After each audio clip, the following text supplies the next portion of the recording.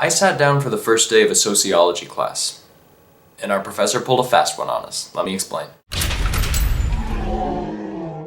So I am back at college, and it is quite a rush. I'm living in a house this year with 4 other fine gents, buddies of mine, and we're having a grand old time so far. And the last couple of days have been my first days of class and of work for the new school year. It's all been a lot to take in, because I just arrived here a few days ago, after a long drive down. So there will be a lot more posters on these walls, and superheroes and movie memorabilia and whatnot, and a better setup here once I get everything squared away soon enough. But things have been okay. Interesting, to say the least. Earlier today I had a sociology class, the sociology of gender and sexuality. It's an interesting sounding class, and I was intrigued, so I decided to take it. And so I ride my bike to the building and rush inside, thinking that I'm just barely gonna make it to the class on time, because I was rushing from another class. And I find the room and take a seat in the back. And luckily the professor hasn't arrived yet. I breathe a sigh of relief, dodged a bullet there. The night before I had arrived about 2 minutes late to a class and had been openly jested by the professor, which was fair. He was a jokester, and it was all in good fun. But I didn't really want to draw all of the attention for being late twice in 2 days, so I was glad that I made it on time. And I sit there and catch my breath and talk to the girl next to me who I knew and had worked with last year, and I meet a couple of new people. I'm just starting to relax. And then I realize, wait a second, I inherently dislike being in class. Oftentimes it makes me physically tense and uncomfortable. I shouldn't be relaxed right now. Something's wrong. If everything was as it should be, I should be sweating profusely out of nervousness right now.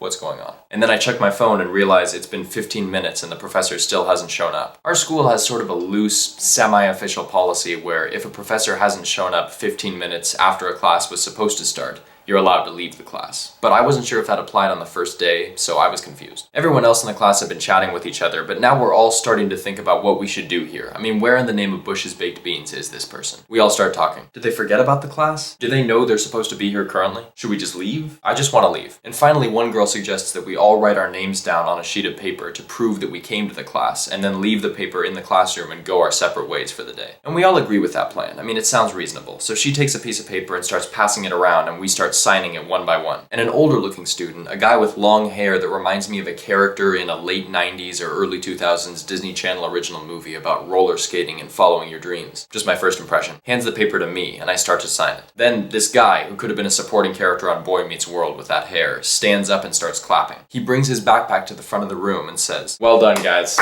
Very good. I'm impressed. I am impressed. The last class took 27 minutes before they decided to leave. And they actually called administration first to ask where the professor was. But you guys took 20 minutes, so you're a little less patient, but still, well done." And I'm like, he got us. That son of a seahorse pulled a fast one on all of us. 90s Disney movie best friend here with the hair is actually the professor. And he goes on to say, "Yeah, I am the professor. But you didn't think I was. Why is that?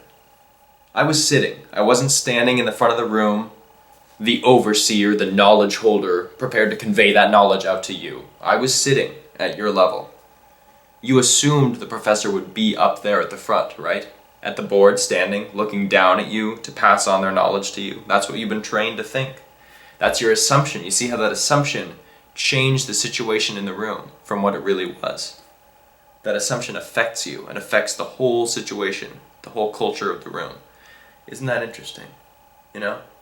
You had your routines disrupted. You were expecting to go into class, thinking about the next class, what you have to do next, move through the class, go on to the next thing. But you had that changed here. You were waiting. Think about that. For a while you got bored. You know, you looked at your electronic devices, then you got bored of those. You started talking to each other. You craved human interaction. That's people. That's sociology. Classic sociology professor, probably, even though I've never taken a sociology class before in my life. Throwing us into a social experiment and then summarizing it with an elaborate conclusion and a grand social critique. You got us. Just took us where we least expected and put us in our place. Intellectually bamboozled us. It was all a sham. And you, sir, were the great shammer, so congratulations, you win. I think I literally applauded, somewhat dramatically, almost sarcastically, but I hope he didn't think I was being mean. But I had to, you know? I guess we are nothing. We are minds to be molded. And his philosophy was, let the molding begin. That sounds weird. Anyway, I admire his enthusiasm for his unconventional methods. And his luscious hair that still somehow makes him feel like he should be an actor on the popular 1990s Nickelodeon comedy show, All That. I can't shake that feeling, I don't know why. I suppose the lesson here is, be patient. Let yourself relax and take things in every once in a while. Take life in. Don't get so caught up in your schedule or your carefully laid plans that you miss what's right in front of you. because that would be the greatest tragedy of all. Now I sound like a sociology professor. Speaking of which, if you'll excuse me, I have to go to the salon and get some hair extensions so I can look like Jonathan Taylor Thomas when he played Randy on Home Improvement in the 90s. That would be ideal. I'll catch you later.